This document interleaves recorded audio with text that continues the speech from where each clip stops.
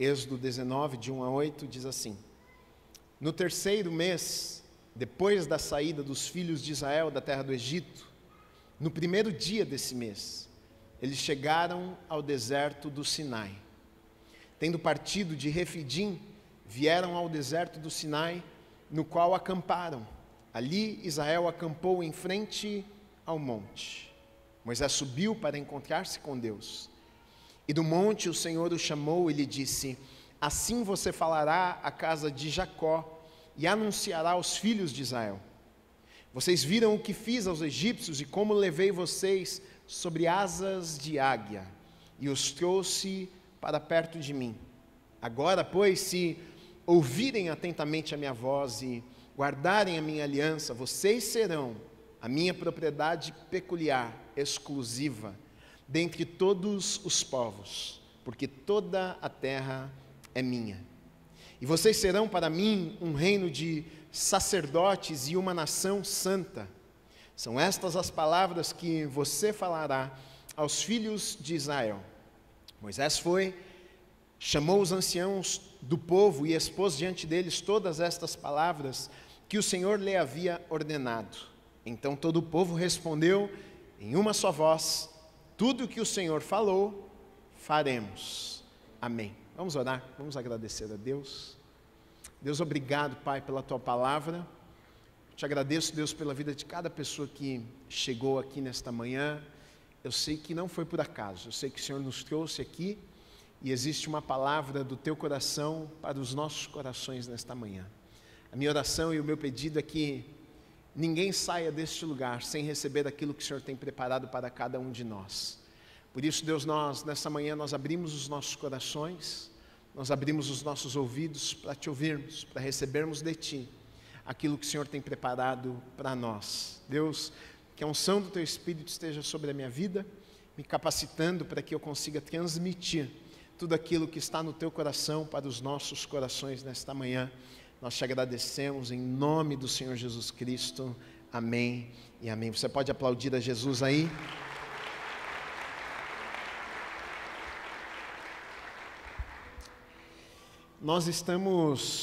Eu estou com vocês nessa série a respeito da vida deste grande homem de Deus, Moisés, que foi um líder da nação de Israel, do povo de Deus.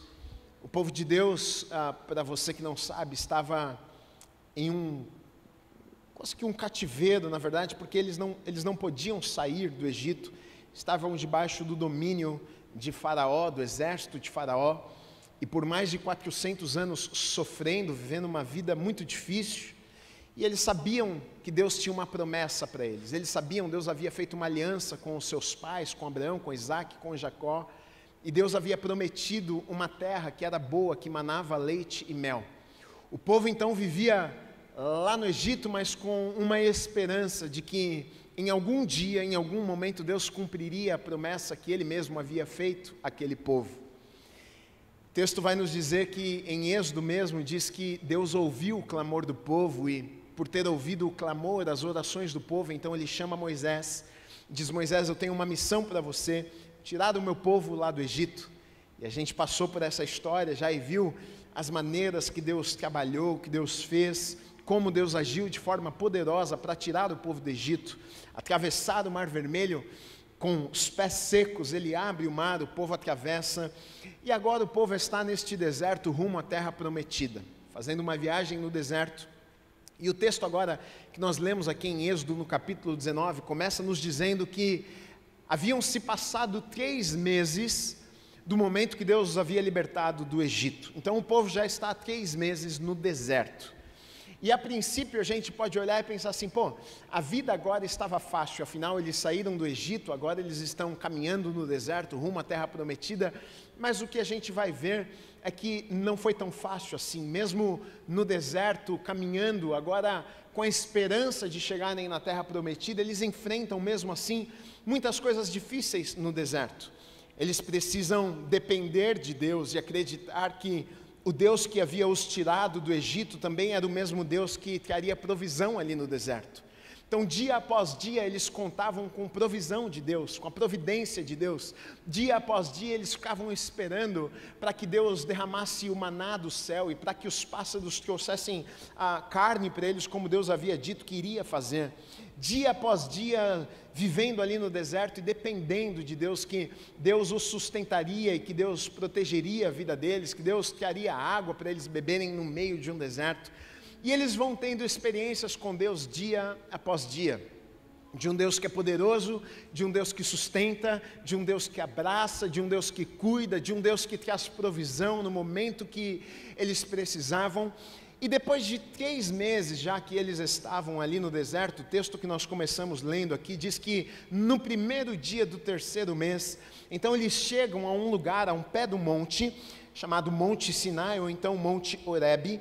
E ali Moisés dá uma ordem para o povo ficar no pé do monte. Moisés vai subir este monte para se encontrar com Deus, para falar com Deus. Não sei se você sabe, mas é nesse monte, é nessa montanha, que Moisés tem um encontro poderoso com Deus. E ali nesse encontro poderoso que Moisés vai ter com Deus, é onde Deus vai entregar os 10 mandamentos, tão conhecidos 10 mandamentos. É nesse momento ali, no capítulo 20 de Êxodo, que Deus vai entregar a Moisés os 10 mandamentos. E é interessante que a mesma coisa que fala no capítulo 19, repete algumas coisas no capítulo 20 também. Porque Deus vai falar algumas coisas com o povo através da vida de Moisés, mas antes de Deus falar o que ele queria falar, ele fala algo que ele fala a mesma coisa depois no capítulo 20, antes de ele entregar as leis, os mandamentos. Ele diz o seguinte: olha, assim você falará à casa de Jacó, anunciará aos filhos de Israel: vocês viram o que eu fiz aos egípcios e como levei vocês sobre águas, asas de águia, e os trouxe para perto de mim. No capítulo 20, no início do capítulo 20, ele repete a mesma coisa. Por que é que Deus está dizendo isto aqui antes de falar o que ele gostaria de falar com aquele povo? Antes de ele começar a anunciar algumas coisas e falar: olha, deem ouvidos para o que eu falo a vocês, se atentem para a aliança que eu firmei com vocês. E a mesma coisa ele faz no capítulo 20, quando ele vai entregar ao povo os mandamentos. Eu penso que tem uma razão, um porquê de Deus falar estas coisas aqui, antes de falar algumas coisas que ele queria falar também. Eu penso que com essas palavras, talvez Deus estava tentando de alguma forma lembrar o povo com o que ele já havia feito, o Deus que eles serviam. Porque ele vai dizer: olha, se lembrem, não quero que vocês se esqueçam, eu sou o Deus que tirou vocês do Egito. Eu sou o Deus que os resgatei das mãos poderosas de Faraó.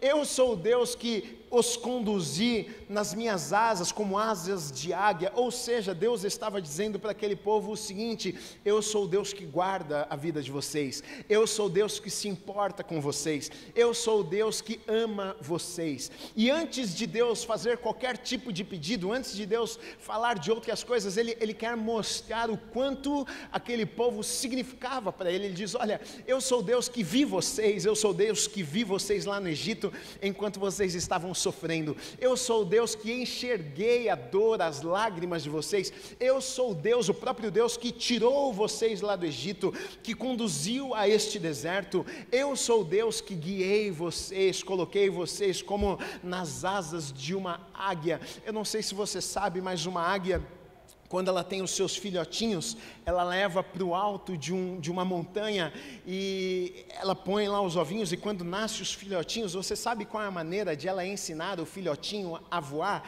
Ela pega e ela expulsa o filhote do ninho, e como que fosse, ela arremessa, ela joga o seu filhote, e o filhote está naquela queda livre, talvez batendo as asinhas, tentando sobrevoar, e talvez desesperado por não conseguir. Em algumas muito pequenininhas ainda não conseguem, e aí sabe que a mãe águia ela faz um voo por baixo daquele pequeno passarinho, e ela, daquela pequena águia ainda, e ela coloca aquele pássaro sob sua asa e leva de volta para o seu ninho, até que aquela ave cresce um pouquinho mais, então ela arremessa ela de novo. E o que Deus estava dizendo para aquele povo é o seguinte: olha, teve um momento que vocês estavam caindo, teve um momento que vocês estavam desamparados, teve um momento que vocês estavam sofrendo, teve um momento que vocês vocês se sentiam sozinhos, mas eu, como uma águia mãe, eu vim e eu os trouxe sobre as minhas minhas asas. Na verdade, Deus estava dizendo para o povo o seguinte: eu sou o Deus que cuida de vocês, eu sou o Deus que os ama, eu me importo com vocês. E deixa eu te dizer algo, essa declaração de Deus àquele povo não era apenas para aquele povo, mas essa declaração de Deus é para a minha vida e é para a sua vida também. Você serve um Deus que te ama, você serve um Deus que se importa com você, você serve a um Deus que em momentos muitas vezes que você está se sentindo como aquela pequena ave batendo as asas, mas parece que você vai morrer, parece que você não vai conseguir sobrevoar, parece que as coisas não vão dar certo. Ele está dizendo: eu sou este Deus que venho, que te coloco sobre as minhas asas, eu sou este Deus que cuido de você, eu sou este Deus que guardo você no momento que você pensou que não teria um jeito, que não teria saída. Eu sou este Deus na tua vida.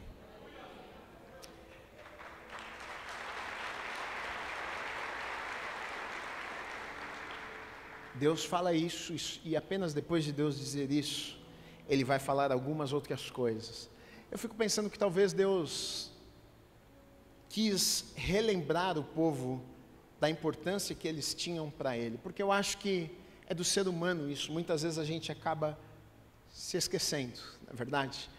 Você vem a um lugar como esse, você ouve palavras, e você lê a tua Bíblia, e você sabe que Deus te ama, que você é importante para Deus, mas muitas vezes a gente acaba se esquecendo das verdades de Deus para as nossas vidas. Em momentos difíceis, em momentos de luta, momento de adversidade, muitas vezes a gente se sente tão sozinho, parece que ninguém se importa conosco. E às vezes a gente precisa sermos lembrados, né, de que Deus me ama, Deus se importa comigo, eu sou projeto de Deus, Deus me viu antes mesmo de eu ser formado no ventre da minha mãe, Ele tem sonhos, Ele tem planos maravilhosos para a minha vida, e é isso que Deus estava fazendo com aquele povo, os lembrando de que Ele era o Deus que se importava com eles. E então depois no versículo 5 e versículo 6, Deus diz ao povo o seguinte: agora pois, se ouvirem atentamente a minha voz e guardarem a minha aliança, vocês serão. Interessante que aqui Deus diz o seguinte, Ele coloca uma condição.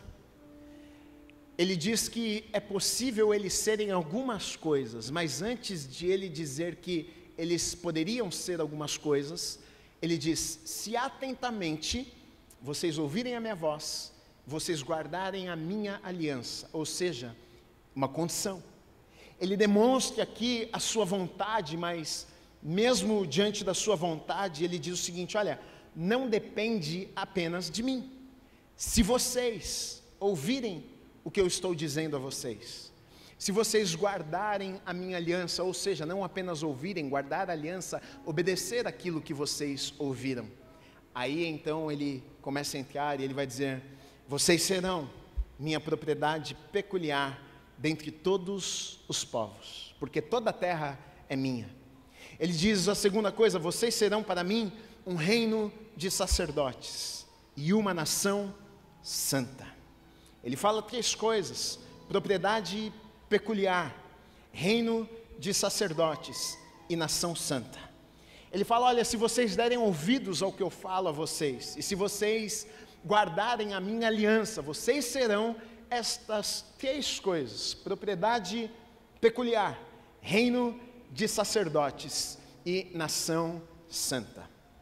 Talvez você ouça isso e você diz: tá, legal, Gui, Deus falou isto a um povo, ao povo que estava lá no deserto, no pé do monte de Deus, no monte Horebe, no monte Sinai, e isso não tem nada a ver comigo, isso não se aplica, porque propriedade peculiar, povo de Deus, reino de sacerdotes e uma nação santa. Nós estamos aqui em São Paulo, Gui, a gente está no Brasil.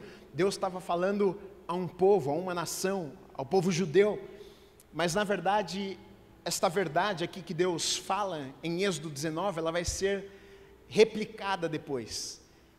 Apóstolo Pedro, quando no início da igreja, ele vai mais uma vez, ele vai repetir, na verdade, o que Deus havia falado em Êxodo 19, 1 Pedro, no capítulo 2, versículo 9 e 10, diz o seguinte, ele dizendo agora à igreja, isso aqui depois de Jesus ter morrido, ressuscitado, ele dizendo à igreja, todos aqueles que criam no sacrifício de Jesus, ele diz: olha, vocês porém, São geração eleita, sacerdócio real, nação santa, povo de propriedade exclusiva de Deus, a fim de proclamar as virtudes daquele que os chamou das trevas para a sua maravilhosa luz. Antes, vocês não eram povo, mas agora são povo de Deus. Antes não tinham alcançado misericórdia, mas agora alcançaram misericórdia. Ou seja, por que é que eu estou lendo este texto aqui no Novo Testamento?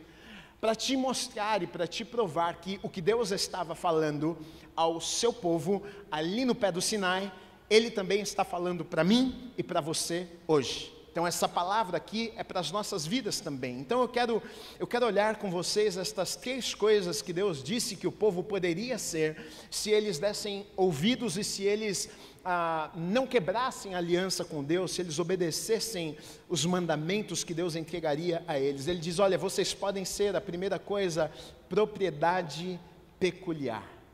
O que seria ser propriedade peculiar de Deus? Na verdade, tem alguns significados por trás disso que Deus estava dizendo. É claro que em primeiro lugar Ele está dizendo para aquele povo o seguinte, olha, vocês vão pertencer a mim.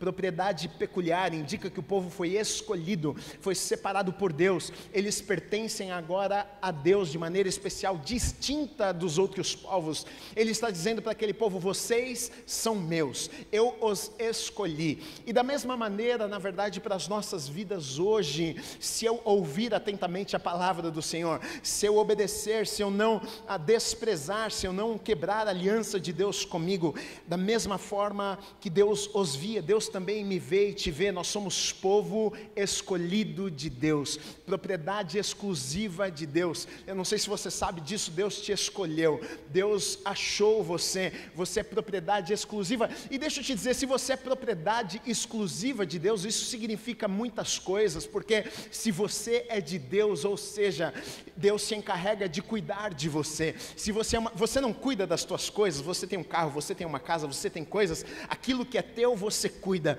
você tem cuidado, você tem zelo. Ou seja, por trás dessa declaração de Deus, Deus estava dizendo também, olha, vocês são meus, e já que vocês são meus, eu cuido de vocês, eu guardo a vida de vocês, eu vou à frente de vocês, eu abro porta para vocês, eu zelo pela vida de vocês, vocês são meus. Você tem noção disso? De ter um Deus que é tão grande, que é tão poderoso, aquele que criou os céus, a terra e todas as coisas, mas ao mesmo tempo Ele é um Deus que se importa comigo e com você. Ele é um Deus que diz, olha, toda a terra é minha, como Ele disse aqui, mas eu escolhi um povo, eu escolhi você.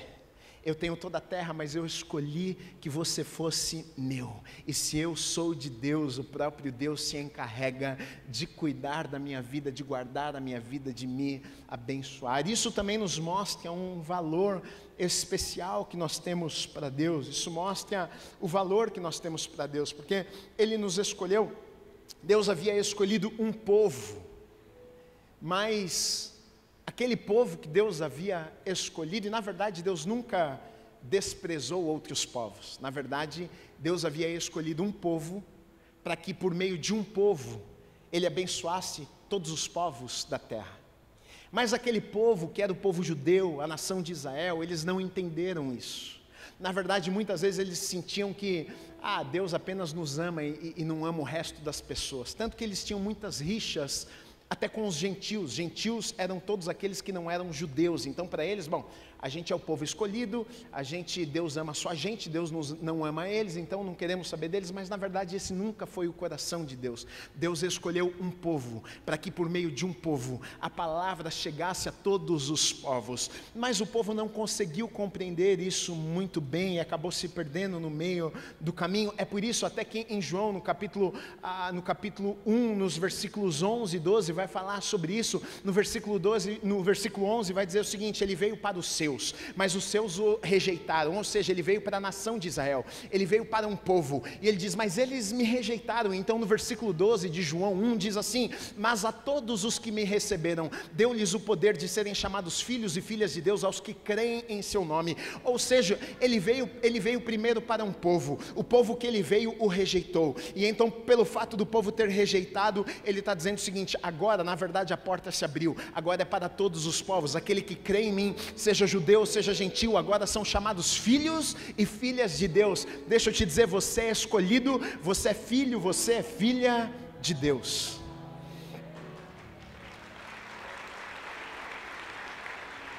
Então a primeira coisa que eu preciso entender, eu sou propriedade exclusiva, peculiar de Deus, Ele me escolheu. E é poderoso isso aqui, sabe por quê? Porque tem muitas pessoas na vida que não foram escolhidas e se sentem rejeitadas muitas vezes. E geralmente a gente replica no nosso relacionamento com Deus o relacionamento que temos aqui na terra. Eu fui traído, não fui amado, não se importaram, e muitas vezes a gente pensa que Deus é como as outras pessoas são ou foram para nós, mas não. Talvez você não tenha sido amado por ninguém, talvez até pelas pessoas que deveriam te amar, pelo teu pai, pela tua mãe, que geraram você, mas talvez a sensação que você tenha a vida inteira é que você não foi escolhido. Na verdade, pastor, eu sou um acidente. Meu pai não me queria, minha mãe não me queria, eles eram muito jovens e eu sou um acidente. Eu nasci e eu cresci com esse sentimento de que não sou importante, que não sou desejado. Mas meu querido e minha querida, deixa eu te dar a boa notícia. Talvez teu pai não te desejou, talvez nem a tua própria mãe tenha te escolhido. Talvez durante a tua vida toda você tenha enfrentado muitas dores por pessoas que te rejeitaram e não te escolheram, e até em ciclos de amizade, em rodas, que você se sentiu rejeitado, você não se sentiu escolhido, você se sentiu colocado de lado, mas eu vim nessa manhã te trazer uma notícia: Deus te escolheu.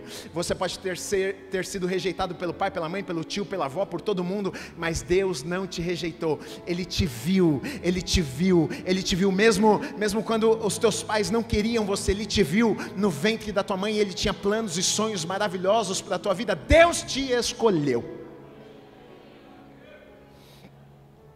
E aí Ele diz: então, se vocês me ouvirem e se vocês guardarem a minha aliança, vocês serão meu povo, escolhido por mim. Segunda coisa que Ele diz: vocês serão um reino de sacerdotes. Os sacerdotes, eles, no Antigo Testamento, eles tinham uma função extremamente importante. Eles eram porta-voz de Deus para o povo. Muitas vezes eles intermediavam, na verdade, o relacionamento de Deus com o povo.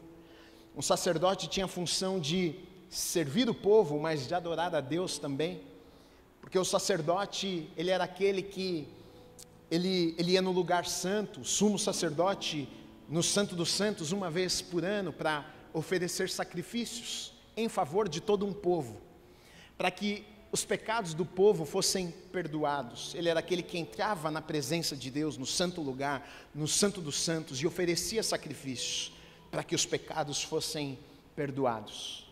E olha só que coisa interessante, porque Deus está dizendo para todo um povo aqui, e Deus está dizendo: o meu desejo, o que eu quero, é que seja um reino de sacerdotes. E Deus estava falando isso aqui, não era com uma pessoa, não era com duas, Ele estava falando com todo um povo. Mas sabe o que acontece? O povo falhou demais, o povo pecou demais, o povo errou tanto, que Deus agora direcionou: o reino de sacerdotes não seria para toda uma nação, seria apenas para uma tribo. A tribo que não se contaminou, a tribo de Levi. Você vai ler na Bíblia, no Antigo Testamento, que os sacerdotes, eles vinham da tribo de Levi. A princípio, o reino de sacerdotes era para todo um povo. Um povo rejeitou, não ouviu, não se atentou para a aliança de Deus. Deus então entregou esta responsabilidade a apenas uma tribo, a tribo de Levi. Mas no Novo Testamento, a boa notícia, na verdade, é que Deus volta da mesma maneira que era no início, Deus entregando a todo um povo um reino de sacerdotes. Deus agora no Novo Testamento, Ele vai nos dizer que todos nós que cremos em Jesus, nós somos também sacerdotes, nós fazemos parte desse reino, somos sacerdotes. Ou seja, agora a gente não precisa, o pastor não é o sacerdote apenas, eu sou um sacerdote, mas você também é. Ou seja, você não precisa agora ir a um sacerdote e dizer: olha, sacerdote, leva lá a minha causa diante de Deus, vai lá e oferece um sacrifício sacrifício por mim, não, na verdade agora todos somos sacerdotes, ou seja, eu tenho livre acesso à presença de Deus, eu mesmo vou diante de Deus, eu mesmo oro, eu mesmo falo com Deus, eu mesmo peço perdão a Deus, e também em serviço do reino agora existe uma responsabilidade sobre a minha vida, afinal agora eu também sou um sacerdote, eu também tenho a responsabilidade de levar aos outros aquilo que eu ouço de Deus, eu sou um intermediário agora de Deus, para aqueles que não conhecem a Deus. Então ele vai dizer, olha, vocês podem ser um povo separado, escolhido por mim, vocês podem ser um reino de sacerdotes, e depois ele vai dizer também uma nação santa. Essa palavra aqui, nação santa, ela tem um duplo significado. Santo, nós sabemos que a palavra santo é separado, ou seja, uma nação que é separada para Deus, mas não apenas isso. A palavra santa aqui também significa de santificado, que vive uma vida santa, separado, mas que vive o processo da santificação, uma igreja separada, um povo separado. Deus, na verdade, aqui estava estabelecendo algumas coisas. Primeiro ele diz o que é que eles poderiam ser. Ele diz, olha, vocês podem ser povo exclusivo, vocês podem ser reino de sacerdotes, vocês podem ser uma nação santa, que é separada, que é exclusiva minha, podem ser meu povo. Muito bom, maravilhoso, obrigado, Senhor. Eu estava perdido, eu estava abandonado, ninguém me amou, e agora o Senhor está me dizendo que eu também agora sou um sacerdote, eu faço parte desse reino, o Senhor me convidou para fazer parte desse reino, agora o Senhor é meu Pai, agora o Senhor cuida de mim, agora eu vivo a minha vida separada para o Senhor. Sim, lá em 1 Pedro, no texto que eu li para vocês, que Pedro, na verdade, ele replica, ele fala o que está escrito em Êxodo 19, ele não para nisso, ele continua. Porque na verdade ele vai começar a falar, então já que agora eu sou povo, já que agora eu sou propriedade exclusiva, já que agora eu sou separado, nação santa, separada para Deus, ele então começa a falar, como é que vive alguém que é separado? Ele vai começar a falar agora como é que vive alguém que é povo de Deus. E ele começa a colocar algumas coisas e nos mostrar que aquele que é povo de Deus não vive como aqueles que não são povo de Deus.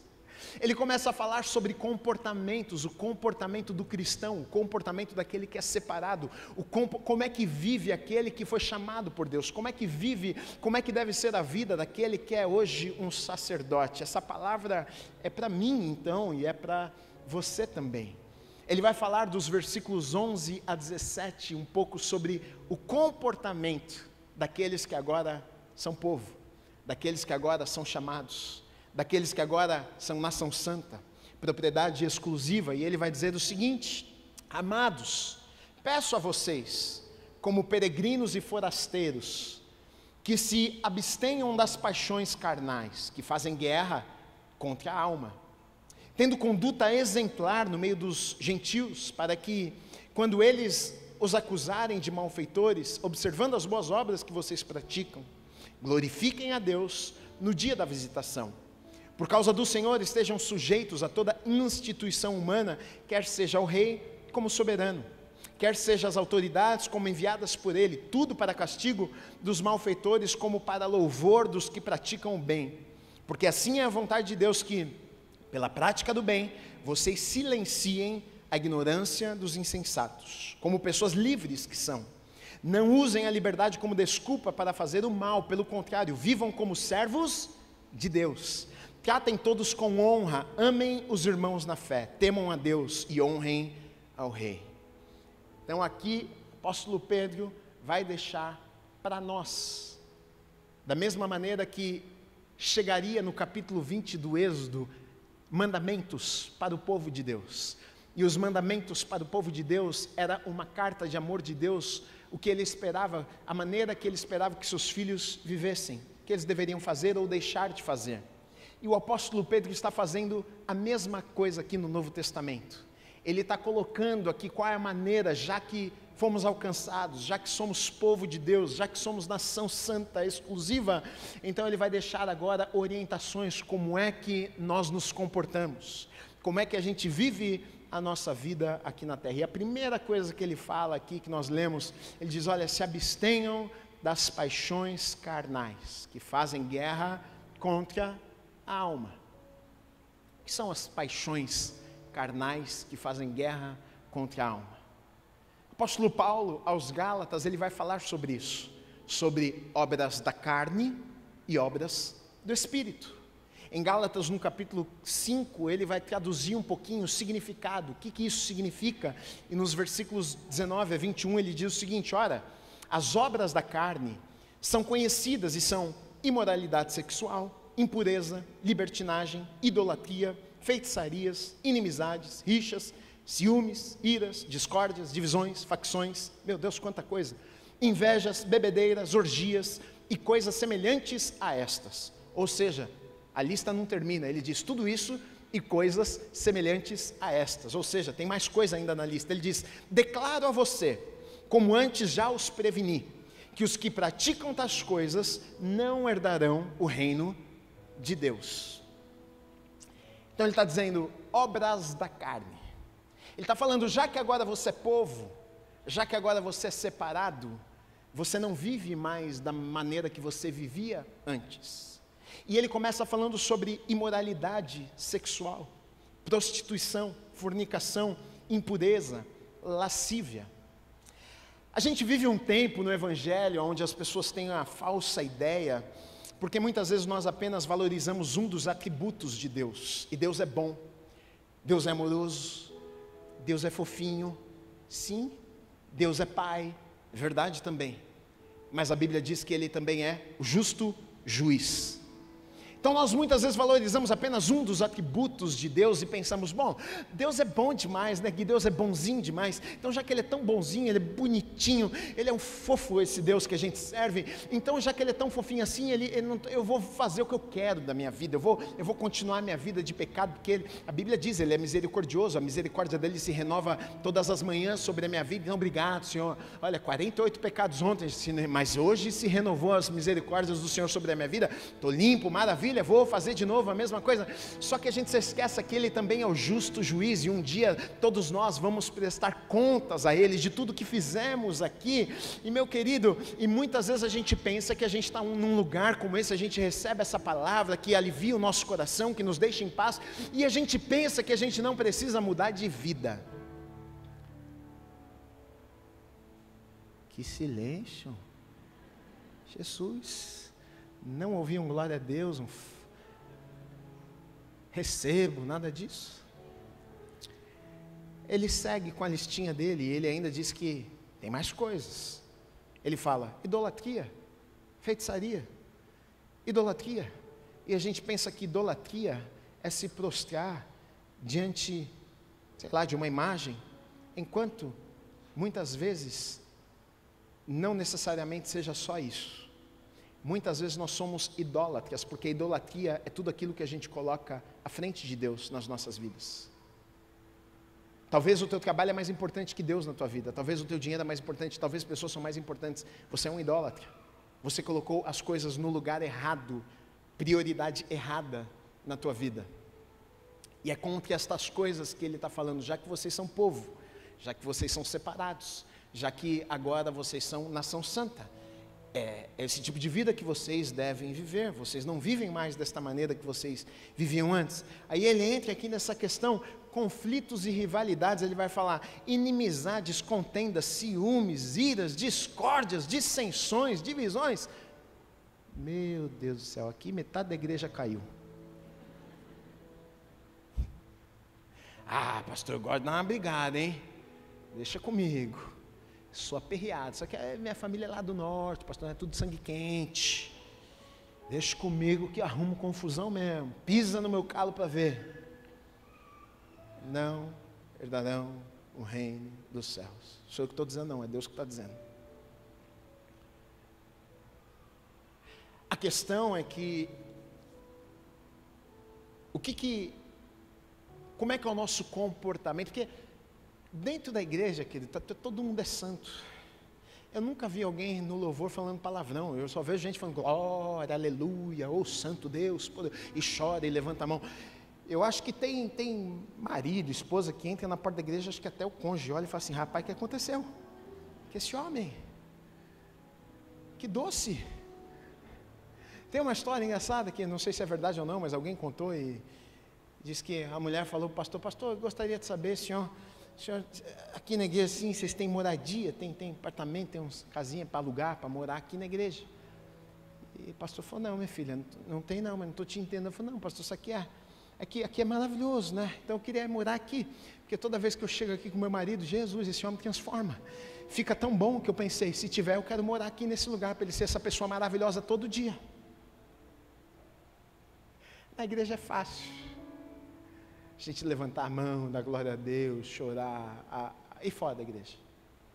Domingo é fácil, a questão é, e segunda-feira? Como é que tem sido o meu comportamento?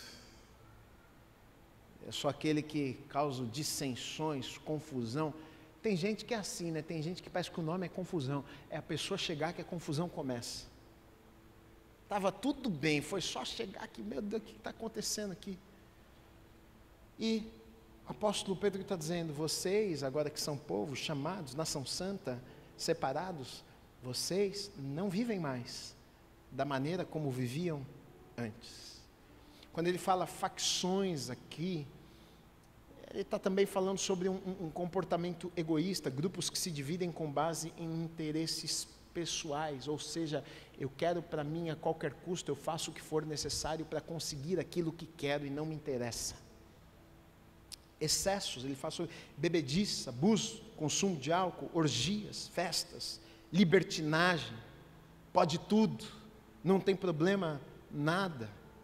E além disso, ele ainda fala, e tem mais coisa na lista, hein?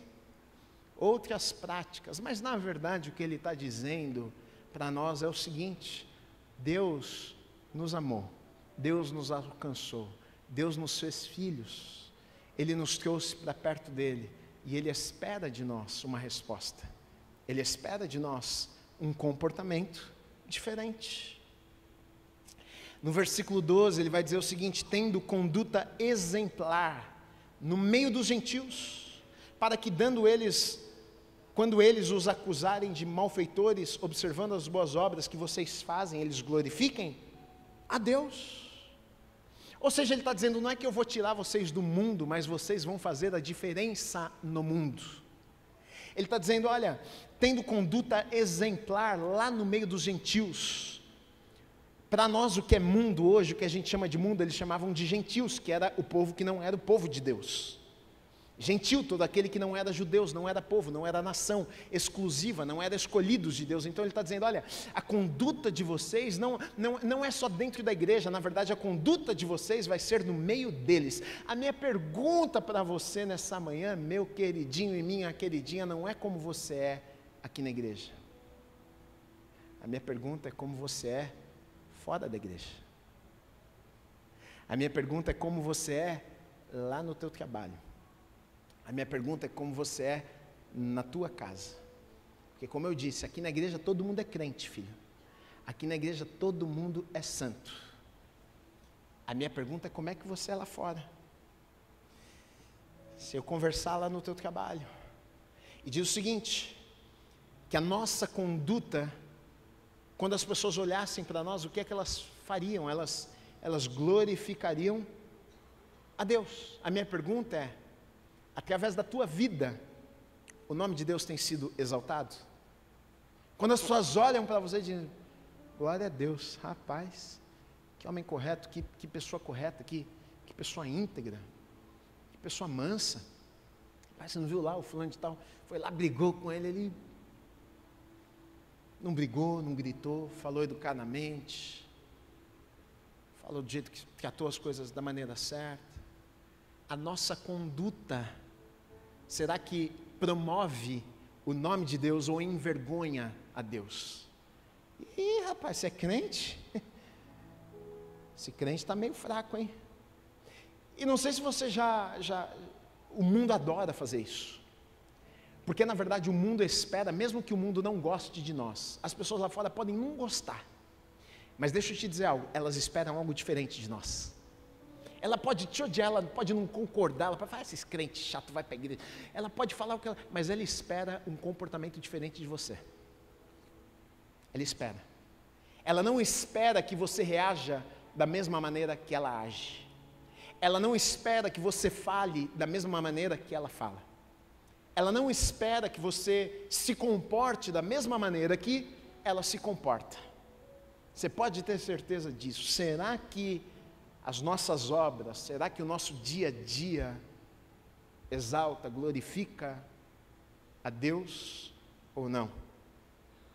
Depois ele vai dizer, olha, vocês precisam se submeter, sujeitar à instituição humana, o que foi estabelecido.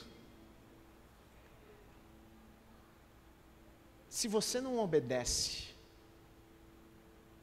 ao que foi instituído aqui na terra, vai ser bem difícil você obedecer a Deus. Eu só obedeço a Deus. Filho, começa obedecendo aqui. Começa obedecendo as leis, as regras, pessoas que Deus instituiu sobre a tua vida como líder. Às vezes a gente não consegue nem submeter aqui, a gente, não, eu só me submeto a Deus. Mas quem não submete a homens, não submete a Deus também. Ele está dizendo, olha, façam isso, submeta a autoridade humana. Versículo 15 ele diz, porque assim é a vontade de Deus que, pela prática do bem, vocês silenciem a ignorância dos insensatos. Olha que coisa interessante. Pela prática do bem, ou seja, pela maneira que vocês vivem a vida de vocês, o que vocês fazem, é bom ou é ruim? Ele está dizendo, sabe qual que é a maneira que vocês vão silenciar a ignorância dos insensatos, dos tolos, que falam sem saber o que estão falando, que agem de maneira que não sabem a maneira que estão agindo, não têm clareza, são tolos, insensatos. Ele está dizendo aqui, a maneira de você silenciar estas pessoas, não é gritando com elas, não é batendo de frente com elas, não é brigando, não pastor, o tolo vem falar comigo, eu já chacoalho ele, eu já falo umas verdades na cara dele, eu já coloco o que tem que ser falado, que é para já deixar ele quieto, eu vou brigar com ele. O texto está nos dizendo o seguinte, não, a maneira que eu silencio os tolos, não é brigando com eles, mas é através de como eu vivo a minha vida. Dá um glória a Deus. Eu gosto quando a igreja está quieta. Quando eu olho, está todo mundo sério, olhando para mim assim, pensando, pastor, é comigo. Dei logo 3 berros ontem, hein, pastor? Abri o vidro do carro e você nem sabe o que eu falei. E a questão, querido, aqui, está tudo bem com isso, nós não somos, não é que está tudo bem que você fica errando, né? Mas nós não somos perfeitos, somos seres humanos e falhamos, mas até quando erramos, queremos acertar. A gente falha, lógico que falha. Tem dia que você fala uma coisa que você não deveria falar. Sim, acontece. Te tirou do sério, você foi lá e falou, você foi lá e brigou, você foi lá e agiu de um jeito que você não deveria agir. E agora, pastor, vou para o inferno? Não, é muito diferente aquele que crê, porque ele até erra, mas ele erra querendo acertar. Ele se arrepende, ele depois o Espírito Santo o incomoda, ele fala, puxa, eu não deveria ter falado daquele jeito, eu não deveria ter agido daquele jeito. E o comportamento do cristão qual é? Não é que ele não erra, mas quando ele erra, ele vai lá e ele acerta o erro. Se necessário, ele pede perdão, se necessário ele reconcilia, se necessário ele vai lá e reconhece e diz, olha, eu não estava num bom dia, eu falei algo para você que na verdade não é a verdade, me perdoa por isso, sabe? Ou então falei de um jeito que eu não deveria ter falado, agi de um jeito, olha, me perdoa, não é a maneira que eu devo andar, devo agir. Esse é o comportamento de um cristão verdadeiro. Versículo 16, ele vai dizer, como pessoas livres que são. Sabe qual é a boa notícia para mim e para você? Nós somos o povo mais livre dessa terra. Não sei se você sabia disso, mas você é livre. Ou seja, não existe nada que te escraviza.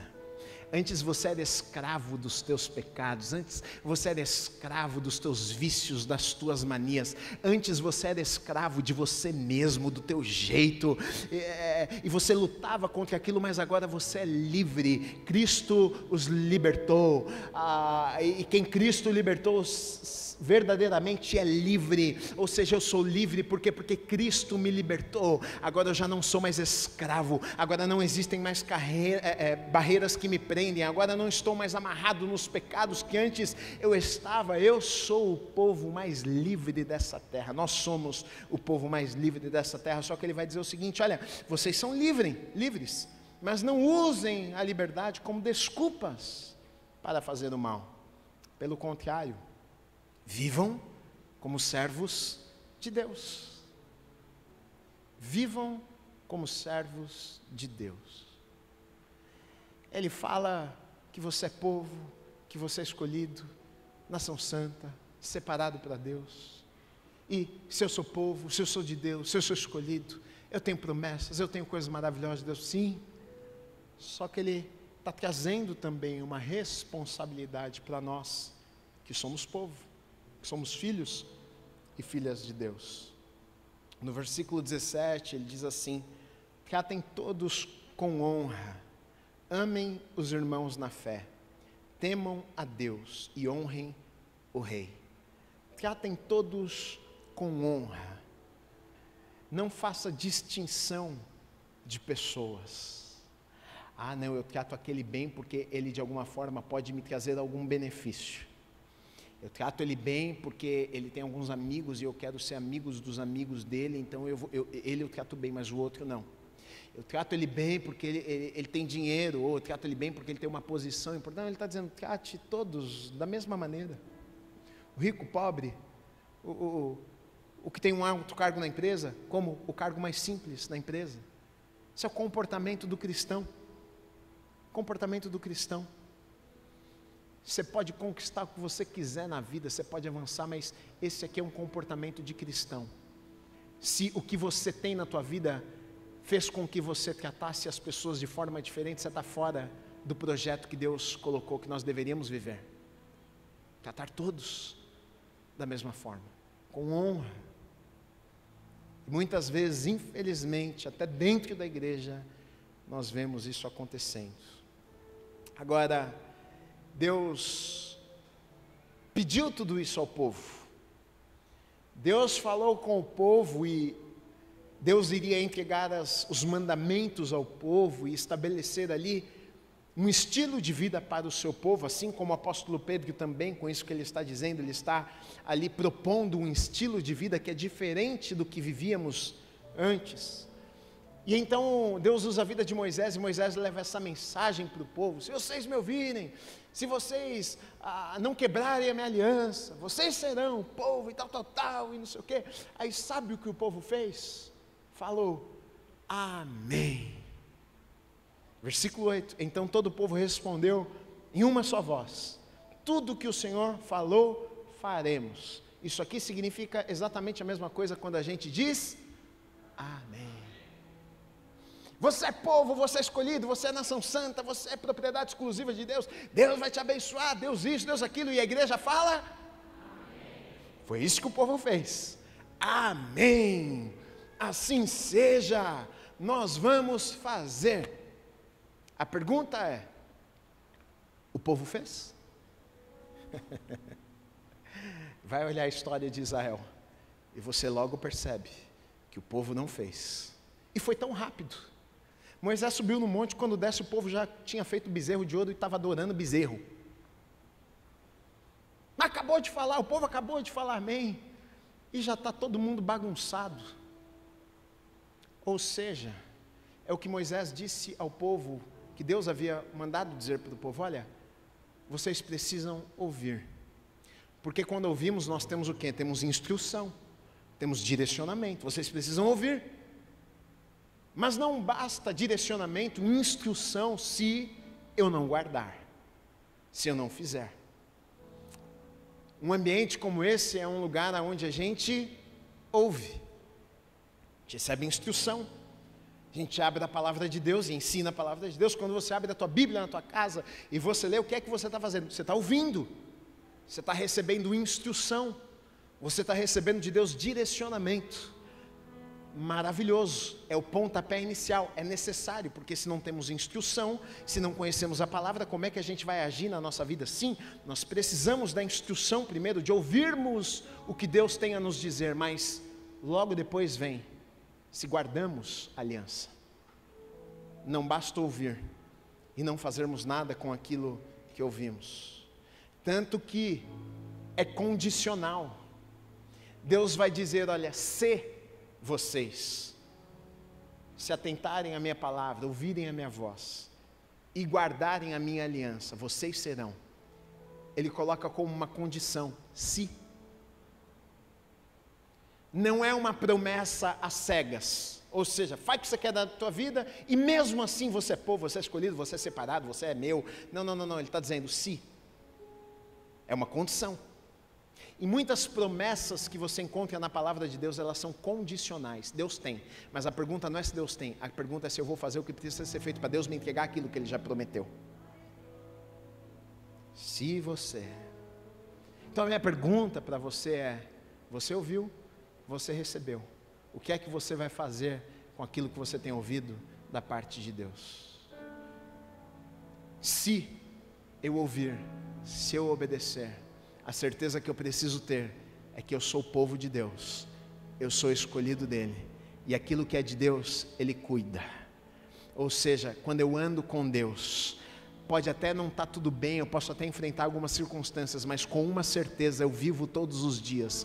O Deus que criou os céus e a terra, Ele se encarrega de cuidar de mim, Ele se encarrega de cuidar da minha casa, Ele se encarrega de guardar a minha família. É o que o texto que a gente encontra na palavra de Deus, buscar em primeiro lugar, antes de qualquer outra coisa, o reino dos céus, o reino de Deus, e todas as outras coisas vos serão acrescentadas. Ou seja, quando eu sou de Deus, quando eu ando com Deus, eu não preciso nem me preocupar com todas as outras coisas, porque se eu sou de Deus, Ele cuida daquilo que é seu. Ou seja, Deus, eu estou tão preocupado, Pai, com a minha família, Deus está te dizendo, eu cuido da tua família. Deus, eu estou tão preocupado, lá no meu trabalho está difícil.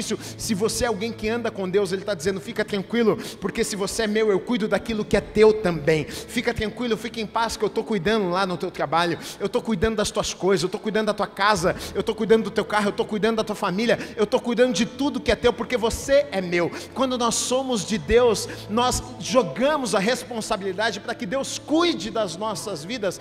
Muitas vezes a gente quer o cuidado de Deus, mas nem somos dele. A certeza que eu preciso ter todos os dias, meu Deus, eu já entreguei os meus caminhos, meu Deus, eu sou teu, meu Deus, eu quero viver para honrar e glorificar o teu nome, então eu vivo em paz, eu vivo tranquilo, porque aquele que criou os céus e a terra, Ele agora é o meu Deus, Ele é o guarda de Israel que não dorme, Ele me protege, Ele guarda a minha vida, a minha casa, a minha família, Ele me abençoa, Ele faz com que suas promessas se tornem realidade na minha vida. É por isso que o cristão vive de maneira diferente, mesmo no meio das dificuldades, com a certeza de que eu tenho um Deus.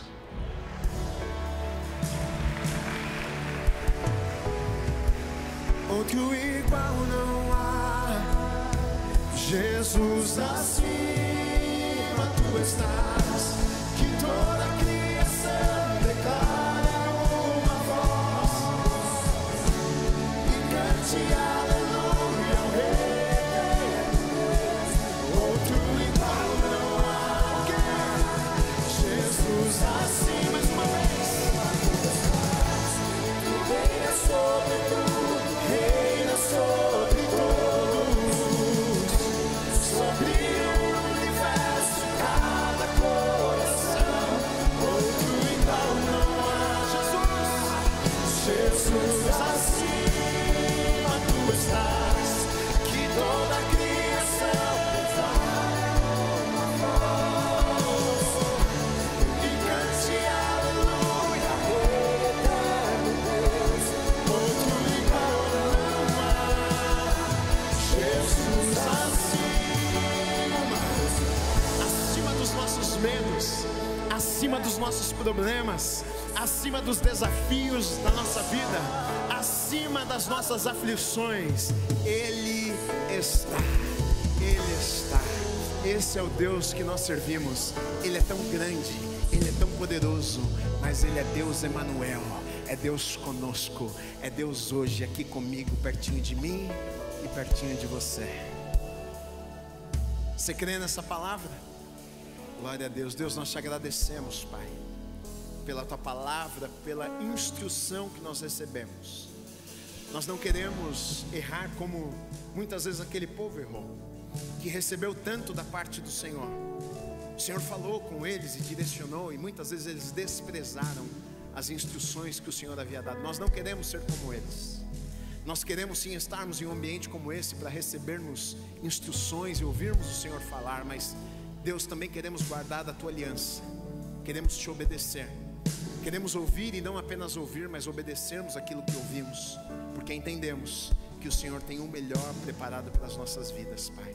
Te agradecemos pelo teu amor, pela tua bondade, pela tua misericórdia, que sim se renovam todos os dias, todas as manhãs sobre as nossas vidas, em nome de Jesus, amém e amém. Você pode aplaudir a Jesus aí mais uma vez? Amém.